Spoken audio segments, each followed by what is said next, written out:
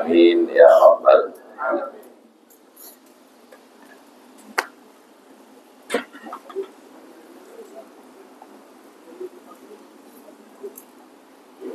Ini tergantung, bisa jadi bakwan, donat. Ini bulat ring satu. Ring satu ini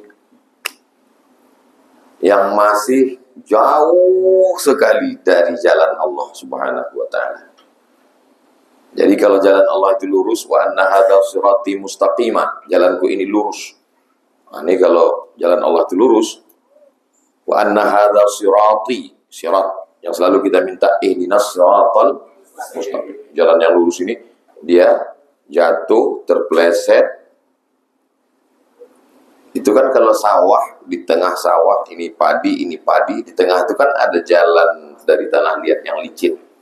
Nah, itu dia ini terpleset, jatuh, sempat masuk ke kolam, nangguk-nangguk ikan. Jauh sekali. Ada yang terpleset naik lagi, itu nggak terlalu jauh. Ini jauh sekali. Sejauh ini, inilah yang paling jauh. Jauh sekali. Pas mau kembali, ada saja.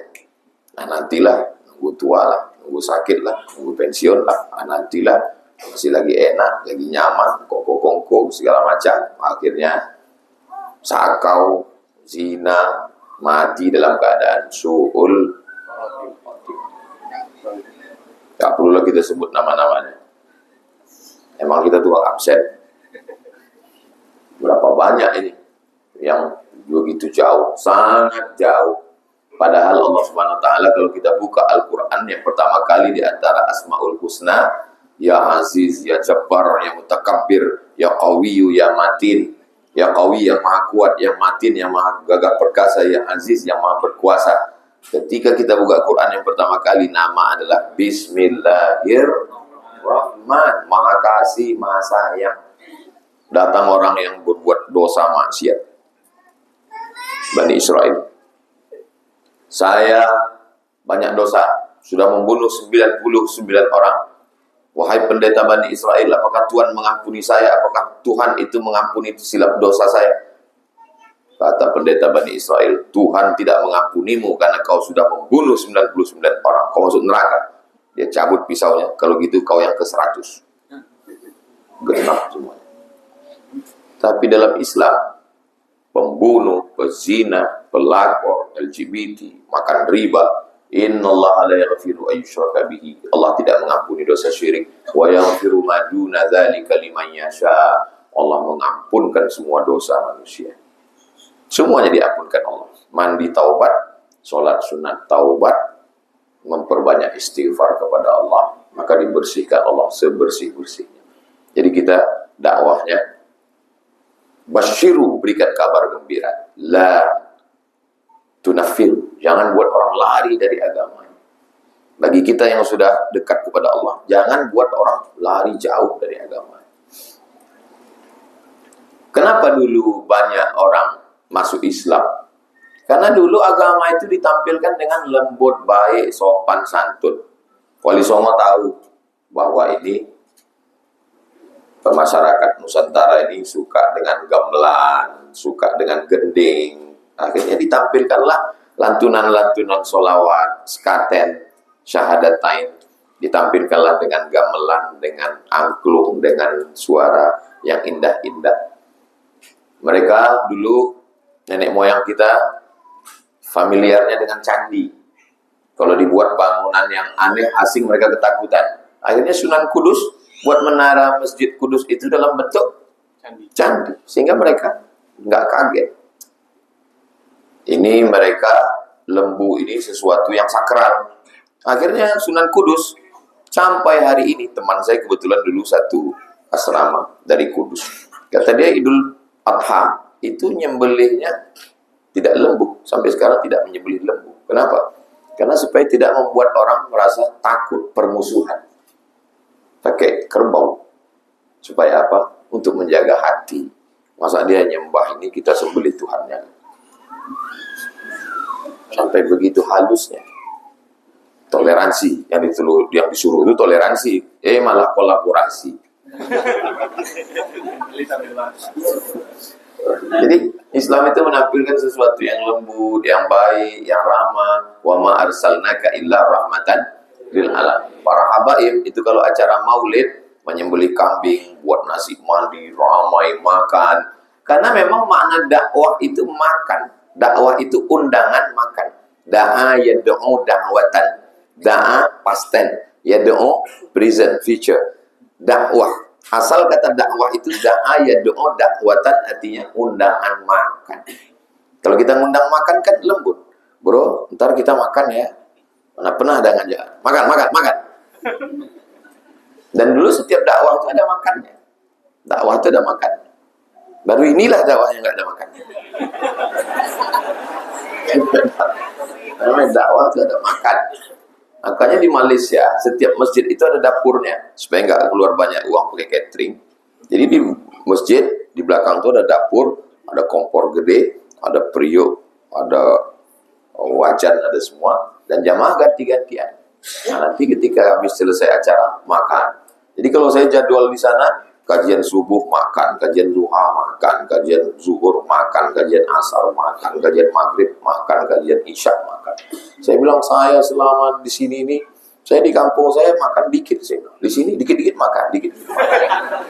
Karena memang makna dakwah itu adalah makan. Orang dikasih makan dulu, setelah makan, minum, kenyang, baru cerita dosa, cerita ibadah. Ini enggak, orang lapar, neraka. Mana orang mau dekat dengan Islam? Jadi bagaimana kita ring yang jauh ini, terserah mau ring berapa, kemudian ring jauh. Ini nanti saya mau dekat. Pasangannya enggak gitu Pak Ustadz, yang satu di dalam. Ya terserah saya yang nulis.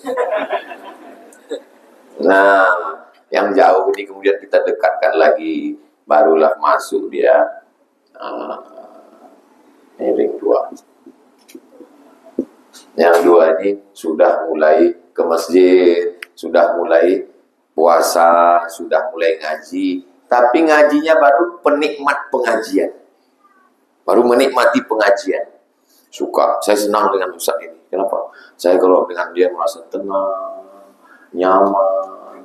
Kalau pengajiannya 1 jam, saya baru 2 menit udah nyaman. Intinya itu baru sampai pada level penikmat pengajian. Ini banyak. Tapi dibanding dengan yang ring 1, ini udah lumayan daripada enggak sama sekali. Makanya saya seumur umur belum pernah marah ngamuk sama jamaah yang misalnya dia ya kayak sapi kurban lah.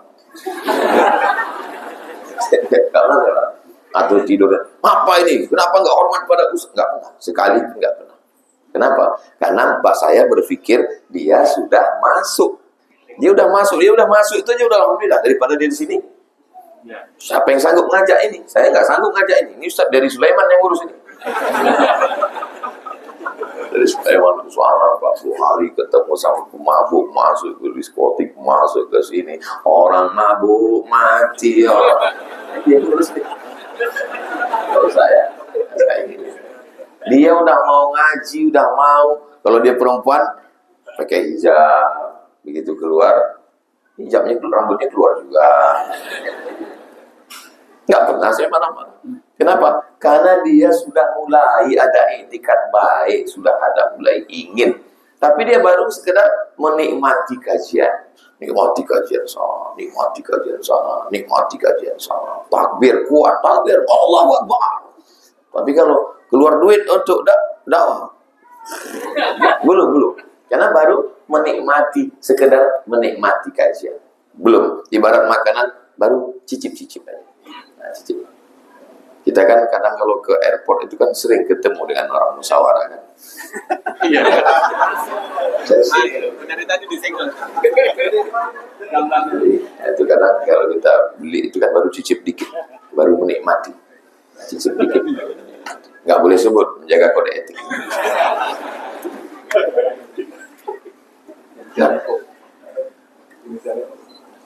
Kalau waktunya habis, rasanya nggak habis-habis. karena memang ini bulan puasa. Cuman biasanya saya kasih tahu itu ke panitia kalau waktu habis kasih tahu saya. Kalau ini saya nggak kasih tahu panitia karena waktu kita banyak. Saya cuma kasih tahu tim. Karena kalau tim ini nggak dikasih tahu, kami ketinggalan pesawat, saya mau pulang. Kita usia terakhir ini. Nah, setelah dia jadi penikmat kajian, baru dia masuk R3. Ini ngajinya sudah mulai masuk ke hati. Kalau sudah kaji itu masuk ke hati, ringan dia berbagi. Ini seleksi. Bagi kita kawan-kawan sahabat-sahabat yang udah ngaji semua, yang udah sering ngaji, gimana kalau kita patungan ngumpul, kita mau pembebasan tanah, habis itu nanti kita mau buat bangunan rumah Quran, habis itu nanti kita mau buat santunan anak yatim. Itu biasanya udah mulai banyak yang permisi. Sebentar ya, ada acara. Aduh, mules. Biasanya mulai asam lambung mulai kumat, gula darah mulai naik, berkunang-kunang. Ini R3. Di R3 ini seleksi alam. Makanya jangan heran, majelis ini majelis ramai ini majelis. Kenapa? Setan ikut, iblis ikut, Fir'aun ikut. Jadi kalau ada orang nanya, Ustaz, kenapa majelis ini dikit, kenapa majelis ini ramai? Jelas ramai, orang nggak ada seleksinya. Namrus ikut, Fir'aun ikut, Mak Lampir, Nyi Blorong, Sudil Bolong, Suster Gesot, Dracula, masuk semua. Ramai. Tapi begitu sudah mulai ada seleksi, tapi baru sekedar penikmat di sini.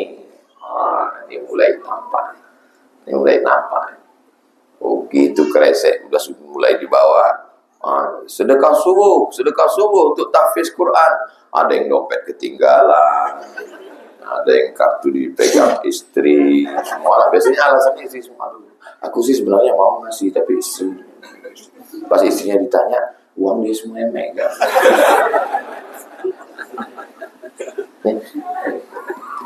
Kalau kebetulannya, misalnya kebetulan yang saya omongin ini persis seperti yang jamaah alami, ini saya nggak ada bocoran. Saya ini ustadz yang nggak bisa dibisik-bisik, nggak ada orang yang berani bisik-bisik ke saya. Alladzi yuwaswisu fi sudurin nas. Jadi kalau kebetulan kisahnya sama, itu hanya kebetulan. Di luar tanggung jawab pembawa acara. Saya nggak bisa dibisik-bisik. Pernah Ustaz dibisik pengurus? Pernah. Ustaz, tolong Ustaz sampaikan hadis. Karena waktu kami pembangunan masjid ini, ada yang wakaf 300 juta. Wakafnya diminta lagi. Oh, saya bacakan hadisnya. Al-aidu ila hibatihi. Orang yang meminta wakafnya kembali. Kal kalbil ladzi ya'udu ila qaidihi. Seperti anjing. Kan nggak boleh nyebut anjing. Kal kalbil ladzi ya'udu ila qaidihi. Seperti anjing yang menjilat muntahnya kembali. Berapi-api saya sampaikan. Pas selesai acara, datang ketua masjid, mohon maaf Ustaz, yang disiplin nggak datang.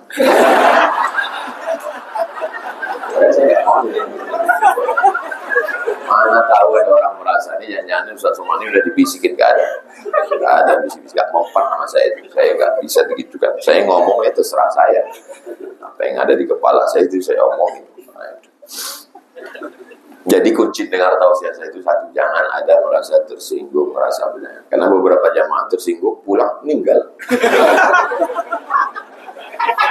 Saya nggak nakut-nakuti, cuma kasih tahu aja. Ya? Jadi disinilah mulai nanti begitu nampak. Jamaah sekalian, saya baru saja pulang dari suku pedalaman Talang Mama. Begitu saya pulang dari dalam, itu saya lihat masjidnya itu seperti kandang sapi. Dindingnya papan, jangankan dipukul gini, jatuh papannya. Nah, kan? Lantainya itu tanah. Saya mau jamaah, itu yang kan seperti kandang sapi itu kita robah, kita bangun ke atas, dan kita mau lantainya marmer. Saya mau dari dinding ke depan itu terasnya luas, supaya kalau saya nanti masuk ke pedalaman, kita tidak lagi numpang ke rumah warga. Saya mau tidur di teras. Begitu ngomong, mulai seperti Nabi Musa pas lewat Laut Merah, mulai terbelah dua. Yang satu mau hilang, tapi tapi beberapa mendekat. Ustaz, kira-kira pembangunan biaya masjidnya berapa? Kami mau bantu. Begitu disebutkan harganya, yang terbelah ini terbelah lagi.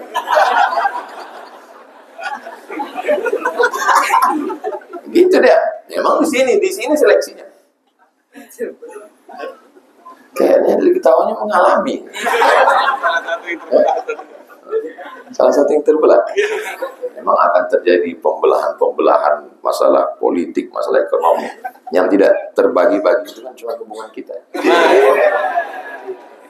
Karena kami sama-sama elek. Sampai mana tadi? Jamaah sekalian, saya baru saja dari suku pedalaman, dari Pekanbaru itu ke Kota Duri 150 km. Dari Duri nanti kita akan lanjutkan ke Tasik Serai. Sampai di situ mobil akan kita tinggalkan. Lalu kemudian kita akan jalan kaki karena jalannya itu berlumpur, perahu nggak bisa. Nanti setelah kita jalan jauh Pak Ustadz, ya kira-kira 3 kilo lah. Nanti kita bawa, habis itu kita ke tengah dan kita akan naik speedboat sampan kecil. Lalu kemudian kita menelusuri danau biosfer, hutan lindung gambut terbesar di dunia 700.000 hektar. Habis itu nanti kita menyeberangi Sungai Siak. Habis itu kita akan ke perkampungan. Kita akan kembali ke kampung tahun 70-an. Dan di sana kita akan pembebasan tanah, buat pondok, buat masjid. Jadi nanti kita harap selesai tausiah ini kita akan duduk bersama. Tinggal 3 orang.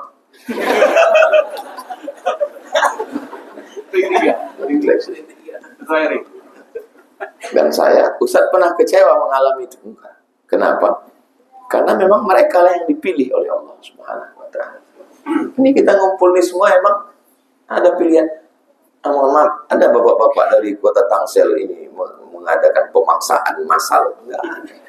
Ini yang datang ini karena innama amruhu idza arada syai'an ayaqula lahu kun fayakun. Allah yang memilih, Allah yang mempersatukan kita semua. Wahai Abdul Somad, innama anta munzir, kau hanya pemberi peringatan. Lasta alaihim bimusaitir, kau tidak bisa paksa mereka. Tak bisa kita main paksa-paksa. Datang saya bawa paksa, bawa pedang. Siapa? Dikeluarkannya pistol. Kau mau apa tadi? Tidak bisa kita paksa. Jadi kita hanya sampaikan saja. Saya sampai hari ini masih masuk program-program pedalaman berbagi. Ustadz, kami ngaji ini dari yang ring 1 ini. Ini kan kami masuk kedua ini mau menghilangkan beban kami. Kami ini punya beban di kantor, di perusahaan, di bisnis kami, di keluarga, di jalan tadi baru kena tilang. Kami dekat dengan ngaji ini mau menghilangkan beban Ustadz. Malah kenal dengan Ustadz penuh dengan masalah. Nambah masalah santri lagi, masalah beras lagi, masalah anak yatim lagi, pembebasan tanah lagi, bangun masjid lagi. Kalau tahu gini saya nggak hijrah Pak Ustadz. Ini di sini. Disinilah nampak kualitasnya. Jadi ibarat kue itu kalau yang tini baru cicip-cicip, di sini dia mulai masuk dan ada mengunyah. Di saat mengunyah itu nanti akan kelihatan mana gigi yang kuat, mana yang tidak. Nah, ada yang begitu sekali gigit lepas. Mohon maaf ya kebetulan sakit gigi ini tersinggung lagi. Ini ujian. Lalu kemudian masuklah dia mulai. Nih, R4 ini mereka yang sudah mulai menikmati. Kalau judul bukunya The Miracle of Giving, keajaiban memberi.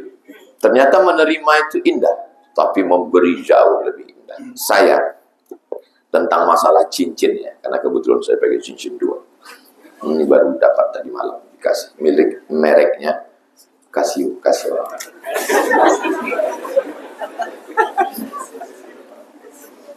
Jadi saya dari kecil memang suka cincin.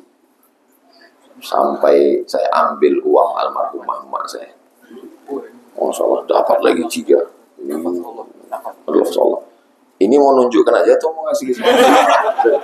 Saya kalau dikasih saya tanya dulu. Soalnya pernah saya kena. Pas saya pakai, mohon dibuka lagi.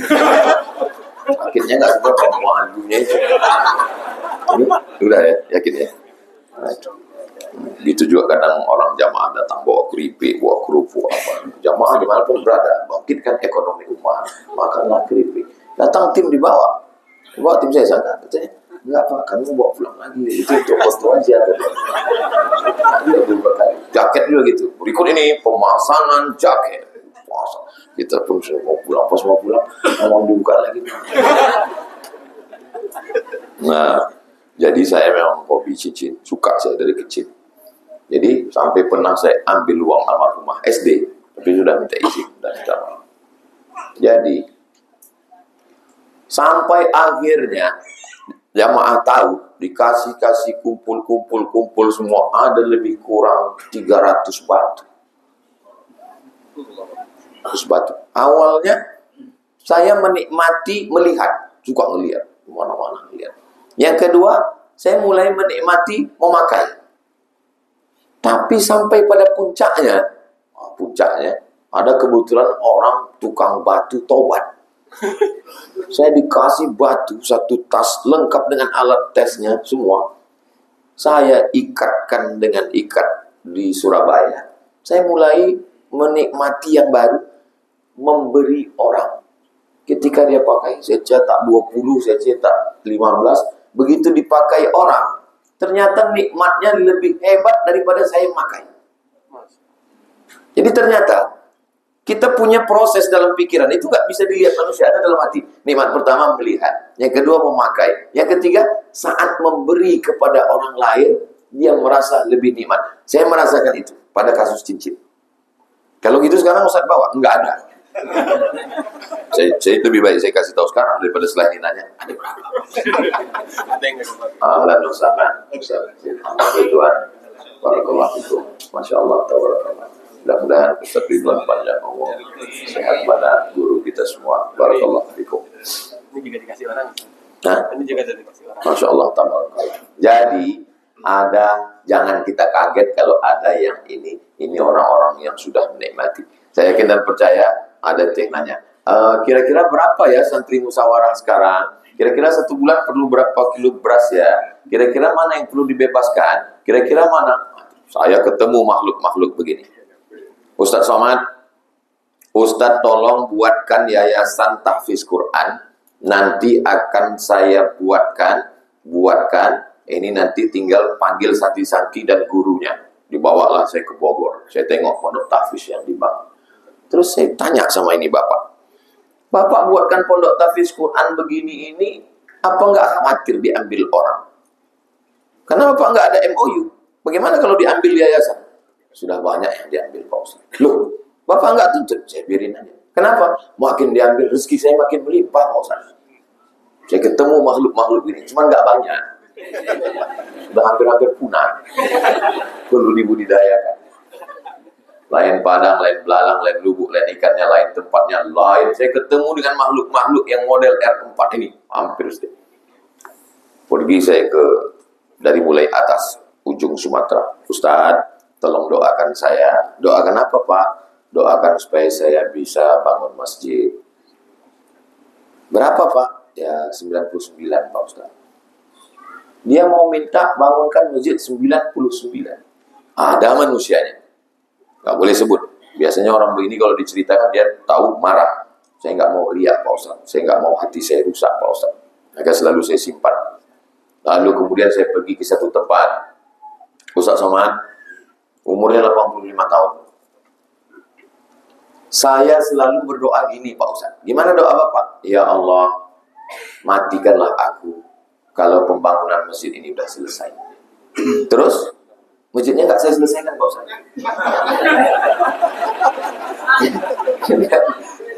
Jadi setiap dia bangun masjid, dia biasa dia bangun masjid, dia biasa dua bangun. Dia bangun ini, dia bangun ini. Begitu selesai yang ini kan belum selesai.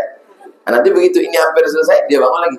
Jadi selalu doa, ya Allah, matikanlah aku setelah masjid ini selesai. Dan umurnya 85, masih hidup, pakai jurus itu. Antum mana tahu ada yang mau pakai. Oh, begitu ternyata mereka ya. Ada satu lagi datang. Ustaz, ya, saya setiap bulannya itu bayar zakatnya sekitar 300 sampai sekian ratus juta Pak Ustaz. Oh, Masya Allah, tabarakallah. Saya potongnya 5% Pak Ustaz. Loh, Bapak salah Pak. Karena zakat itu 2,5%. bukan 5%. Berarti Bapak salah hitung selama ini. Saya pakainya petani, Pak Ustadz. Petani kan 5%, pedagang 2,5%. Kenapa Bapak pakai 5%? Karena begini Pak Ustadz. Pagi, waktu mau pergi ke sawah, itu kita masih bisa membedakan mana petaninya, mana sapinya. Tapi begitu sore, sudah sama bentuknya. Mereka yang berkubang di lumpur itu kena panas terik, berapa zakatnya Pak Ustaz? 5% saya kata. Masa saya di ruang ber-AC 2,5%? Saya malu nanti di hadapan Allah. Ada manusia seperti ini ringkapan. Cuman dia memang makin kecil ya kan. Beda sama yang Fir'aun tadi kan. Penikmat mulai sedikit, yang cicip-cicip mulai sedikit, yang mulai agak-agak lari sedikit. Ini makin sedikit, makin kecil. Tapi makhluk-makhluk ini ada. Luar biasa. Pantang dia mendengar. Pak, ini kabarnya rumah yang selama ini disewa. Yang punya itu saudara kita non-muslim. Dan kabarnya dia nggak mau lagi disewa, Pak. Terus dia bilang, berangkat dari sini, tapi kalau mau beli, jual. Tapi harganya tinggi, Pak. Berapa harganya? Harganya sekian. Udah kita angkat. Ada. Dan itu udah saya data, saya tulis orang-orang. Nah, nanti kalau meninggal baru saya diterbitkan bukunya. Kalau hidup dia takut teriak semua. Begitulah manusia-manusia yang luar biasa ini. Saya dipertemukan Allah. Saya nggak pernah nyari mereka. Mereka pun nggak pernah nyari saya. Tapi dipertemukan dengan sesuatu. Orang-orang begini ini, Ustaz Fatih Karim banyak. Dia punya koleksi itu, dikoleksi. Manusia-manusia unik yang luar biasa. Ini sudah mulai merasakan. Masalah rasa ini kan tidak bisa. Saya masuk ke suku pedalaman. Dikasih tahu. Nanti Ustadz kalau sudah masuk ke suku pedalaman, nanti salam mereka itu Ustadz akan dikasih makanan. Nanti apa yang dia lakukan Ustadz ikut aja. Oke. Begitu sampai di rumahnya, saya lihat dia buka daun sirih. Saya pun buka daun sirih. Habis itu dioleskan dengan kapur sirih. Ya, sesuai dengan arahan saya oleskan kapur sirih. Saya lihat dia meletakkan pinang. Saya masukkan pinang. Habis itu dia ambil gambir, dia percikkan. Saya gambir. Habis itu dia lipat-lipat. Saya pun lipat. Saya masukkan. Dia tengok masuk ke mulut, saya pun masuk. Habis itu dia senyum. Saya nggak sanggup senyum. Pahitnya minta ampun. Saya lihat dia menelan air yang pahit itu. Saya mau ngeludah, nggak enak. Saya telan juga lah. Air biji mata. Untuk merasakan manisnya air sirih saja perlu bertahun-tahun. Daunnya sama, gambirnya sama, kapurnya sama. Kenapa rasanya beda? Karena dia memang. Saya baru itu mencoba. Disambutlah saya di bumi Minangkabau dengan cari piring. Ting, ting, ting, ting, ting, ting, ting, ting, ting, ting, ting, ting. Datanglah anak kecil membawa tepak sirih. Buat tepak sirih. Saya nggak tahu. Begitu dikasih tepak sirih, saya ambil daun sirihnya satu. Saya rupanya Pak Bupati di sebelah sobek dikit aja. Nah, prank kita. Bapak nggak ngasih tahu, Ustaz nggak nanya gitu.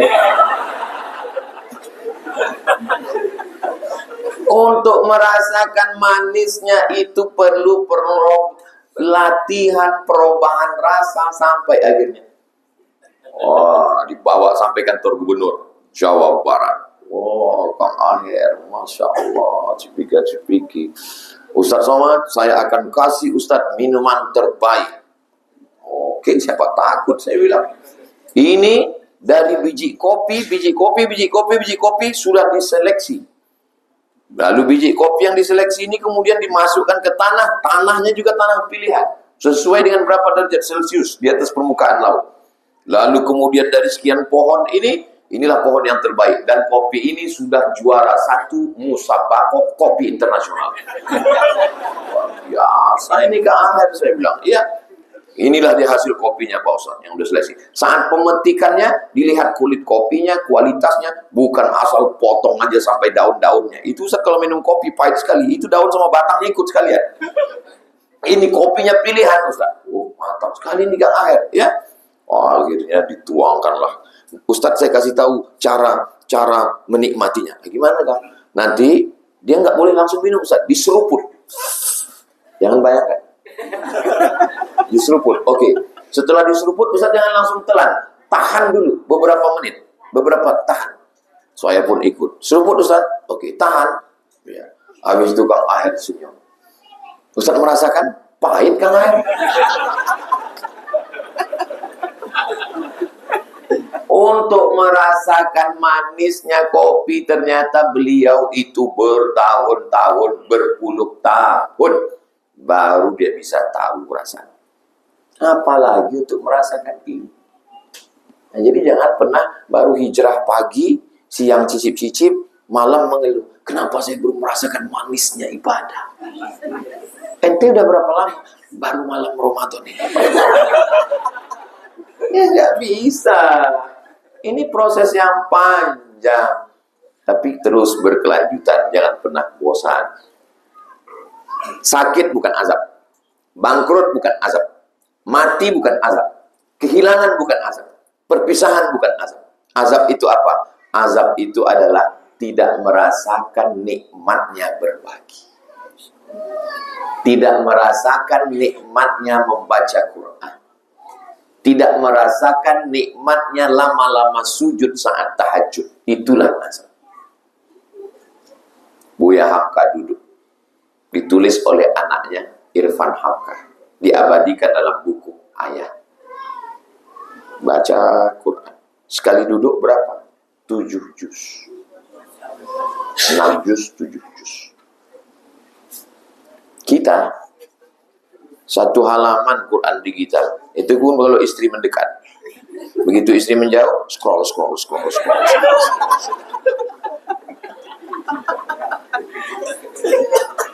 Itulah azab. Tidak merasakan nikmatnya baca Quran. Tidak merasakan.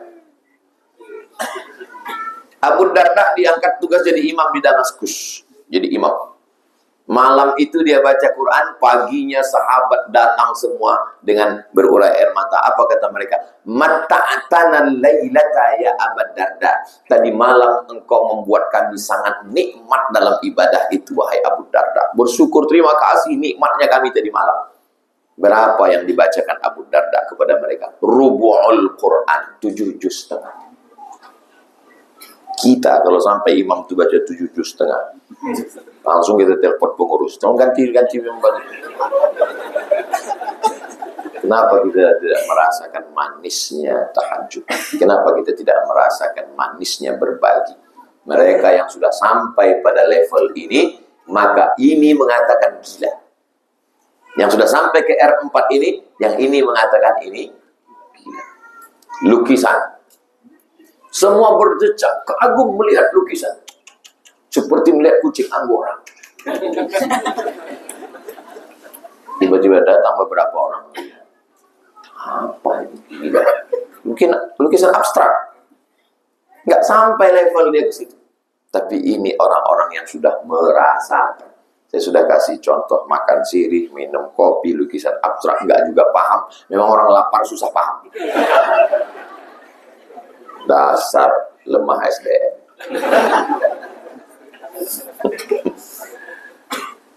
Tapi yang R4 ini pun masih bisa goyang. Manusia ini berapa Pak Ustaz? 1. Tapi dirinya yang 1 itu punya 3 sifat. Yang 1 ini jahat aja. Kalau ngomong sama dia 5 menit, cuma 3 detik pertama itu aja yang baik. Waalaikumsalam, itu baik. Habis itu jahat. Ini namanya ammaratum bisu. Inna nafsa la ammaratum bisu. Ammara, jahat. Menyuruh kepada yang jahat. Lawan daripada yang ini, yang ini. Ngomong sama dia, kita sudah manas-manasin dia. Ente diejek loh, ente lihat. Kita begitu semangatnya kita untuk mengadu domba dia. Membawakan screenshotnya. Lihat, dia. Apa kata dia? Ya udah, maafin aja. Dengar itu kita pula yang mengambil. Saya waktu baca buku Buya Hamka, waktu itu lagi semangat-semangatnya. Baca di bab-bab awal, dia dipenjara, dia dihina, dia dicaci maki. Ujung-ujungnya mau dia sholat jenazah. Saya tutup bukunya. Nyesal saya baca buku ini. Nggak sesuai dengan keinginan saya. Kenapa ya Buya Hamka ini mau memaafkan? Ternyata mereka yang sudah sampai pada mutmainnah. Ya ayyatuhan nafsul mutmainnah. Makanya banyak dulu orang ngasih nama anak mutmainnah. Ini nama ini sekarang sudah banyak ditinggalkan. Nama anakmu siapa? Kemarin dikasih Ustadz mutmainnah, tapi nggak saya pakai, jadul Pak Ustadz. Padahal kan bisa aja, tetap aja mutmainnah. Nanti kan panggilannya bisa Iin, bisa Ina, bisa Mumut. Mutmainnah itu yang dipanggil. Mohon maaf kalau kebetulan namanya sama. Ya ayyatuhan nafsul mutmainnah. Wahai jiwa yang tenang. Siapapun ngomporin dia, apapun yang terjadi, dia tidak akan bergeming. Itulah yang diundang oleh Allah. Ya ayyatuhan nafsul mutmainnah, irji'i ila rabbiki radiyatan mardiyah. Kembalilah engkau kepada Allah. Ini bukan kampungmu, ini bukan tempatmu. Kau tidak nyaman di sini, pulanglah. Bagaimana orang yang mau pulang itu? Oh, bahagia sekali. Saya ini sebetulnya jasad saya aja yang di sini. Ruh saya sudah terbang ke Pekanbaru. Itulah bahagianya orang yang mau pulang. Fadkhuli fi ibadi, bergabunglah kamu dengan hamba-hambaku yang baik. Wadkhuli jannati, masuklah ke dalam surga. Ini orang-orang yang disebut dengan istiqamah. Istiqamah, lawan dari lawamah. Tapi ada yang pertengahan. Ini yang di tengah. Ini namanya lawamah. Ini tergantung WhatsApp. Bro, ayo mabuk yuk. Ayo. Ngaji kita, oke. Bro, ini ada barang baru. Gimana kalau kita pakai? Haram. Nanti aku yang bayar. Oke. Ini lawamah. Nah, inilah yang paling the best di antara semuanya. Ini masih goyang-goyang, walaupun sudah menikmati, tapi mereka kelompok kecil ini, inilah dia R5. Jadi tujuan judul kajian kita petang ini adalah R5. Jadi kalau ditanya orang, apa kajian tadi disampaikan Rasulullah? R5. Arti R5 itu apa? Panjang sampai aku susah menyimpulkan. Ring. Kira-kira Ustaz Somad masuk yang mana ya? Doakan supaya Ustaz Abdul Somad masuk yang al-istiqomah. Amin. Merantau ke kota Makkah sebatang kara, nggak punya apa-apa. Akhirnya bisnis, berusaha, nikah. Ketika itu baru R5 nih kena ujian. Datang seorang nabi bernama Muhammad sallallahu alaihi wasallam. Dia R5. Nggak goyang lagi nabi. Datanglah ke mertuanya. Bapak mertua, saya mau ikut hijrah dengan Nabi Muhammad sallallahu alaihi wasallam.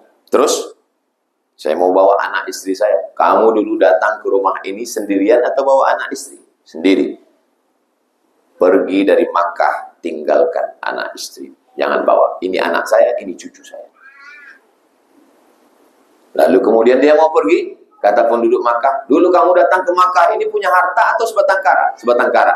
Semua ruko-rukomu, hartamu tinggalkan. Di situ. Seandainya dia masih di R4, pasti dia akan tetap di Makkah. Tapi dia sudah tidak bergeming. Anak dia tinggalkan, istri dia tinggalkan, harta dia tinggalkan. Pergi dia ke kota Al-Madinah Al-Munawwarah. Cerita itu sampai ke Nabi. Apa kata mereka? Ya Rasulullah, Suhaib meninggalkan semuanya. Nabi 3 kali ulang. Rabiha Suhaib, Rabiha Suhaib, Rabiha Suhaib. Laki-laki itu bernama Suhaib. Sad, Ha, Ya, Ba, Ar-Rumi. Rumi dari kata Rom. Artinya dia orang Romawi yang merantau ke kota Makkah Al-Mukarramah. Suhaib Ar-Rumi sudah sampai di situ. Satu lagi dipaksa. Digulung di dalam daun pohon kurma. Diambil daun pohon kurma, digulung. Setelah dia digulung dalam pohon kurma, diikat, dinyalakan api di bawah. Bayangkan itu. Tentu terbakar daun itu panas. Kalau api itu langsung ke sini, kita langsung mati. Ini enggak. Maka keluarlah hadis Nabi. Wa in qut'ta, wa in hurrikta. Walaupun kau dipotong-potong, walaupun engkau dibakar, engkau tetap la ilaha illallah Muhammadur Rasulullah sallallahu alaihi wasallam. Abdurrahman bin Auf tinggal istri, tinggal anak, tinggal harta, tinggal semuanya. Berangkat sebatang kara sampai ke kota Al-Madinah Al-Munawwarah. Dipersaudarakan Nabi dengan Sa'ad bin Rabi'. Lalu kemudian beberapa hari setelah itu tangannya ada kuning-kuning, min athari sufrah. Sufrah bekas kuning-kuning itu minyak za'faran, minyak parfum yang dipakai ada acara walimah nikah. Biasanya kuning-kuning. Kata Nabi, itu di tanganmu ada min athari sufrah bekas kuning-kuning. Kamu habis walimah nikah? Iya ya Rasulullah. Kata Nabi, aulim walau bisyatin. Buatlah walimah walaupun hanya motong 1 ekor kambing. Kalau 1 ekor kambing itu di Makkah itu artinya walaupun undang 10 orang. Kalau baca hadis nanti, buatlah walimah walaupun seekor kambing, itu artinya buatlah walimah walaupun undangannya 10 orang. Karena di tempat mereka, kalau kita 1 ekor kambing itu 1 RW. Nah, inilah dia orang-orang. Mudah-mudahan kita semua sampai ke level ini. Kira-kira nih, dengan sudah adanya RQM, Rumah Quran Musyawarah, kalau kita mau ukur-ukur, kira-kira musyawarah ini udah masuk R berapa? Kalau ini pasti enggak, pasti sudah menikmati. Kalau baru menikmati, enggak akan mungkin ada tanah wakaf, enggak mungkin gedung bisa berdiri, enggak mungkin bisa menyediakan makan-makan santri. Ini sudah angkatan yang angkatan ketiga. Hafal Quran setahun, tambah lagi program mutkin baca dari luar kepala 30 juz, tidak akan mungkin terwujud kalau hanya sekedar icip-icip. Berarti sudah mulai menikmati memberi, walaupun masih ada rasa penderitaan sedikit. Betul. Ini sudah sampai ke menikmati. Tapi bahwa sudah sampai kepada ini masih, insya Allah dengan berproses. Dan uniknya, ini yang paling unik, Allah nggak kasih alat detektornya. Bayangkan kalau orang Jepang menemukan alat ini dan dipasang di pintu. Ring 1. Begitu ketua lewat, ring 5, R5. Pas Ustaz Somad lewat, R2. Tiba-tiba Ustaz yang ceramah, kita mesti sampai R5. Semua jamaah senyum semua. Lo aja R2. Itulah hebatnya Allah SWT. Kita buat dosa, nggak ada, nggak kelihatan. Nggak kelihatan. Bayangkan kalau sekali buat dosa, tumbuh tai lalat 1. Muka kita ini udah tai lalat semua. Udah. Itulah Allah. Semua bisa ditutupi dengan peci, ditutupi dengan baju koko, ditutupi dengan... Mungkin kawan-kawan pakai baju hitam. Ustaz Yunus baju hitam, Masya Allah. Lebih baik pakai baju hitam hatinya putih daripada pakai baju putih hatinya hitam. Yang baju putih jangan sakit hati. Yang baju hitam pun jangan bangga juga. Karena yang baju hitam belum tentu juga hatinya putih.